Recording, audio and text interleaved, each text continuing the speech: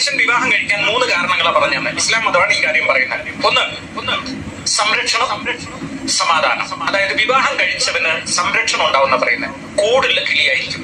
അവനെവിടെങ്കിലും തളർന്നാൽ നോക്കാൻ ഒരാള്, അവനെവിടെങ്കിലും കുടുങ്ങുമെങ്കിൽ മുൻകൂട്ടി പറഞ്ഞു കൊടുക്കാൻ ഒരാള്. അത് സത്യമല്ലേ? ഒരു സംരക്ഷക കൂടെ ഉണ്ടെന്നുണ്ട്. 2 സുരക്ഷിതമായ ദാമ്പത്യം, സെക്സ്. വിവാഹം കഴിക്കാത്ത ആൾക്ക് സെക്സ് ഈ ഭൂമിയിൽ ഇഷ്ടം പോലെ കിട്ടും, പക്ഷെ സുരക്ഷ ഉണ്ടാവില്ല.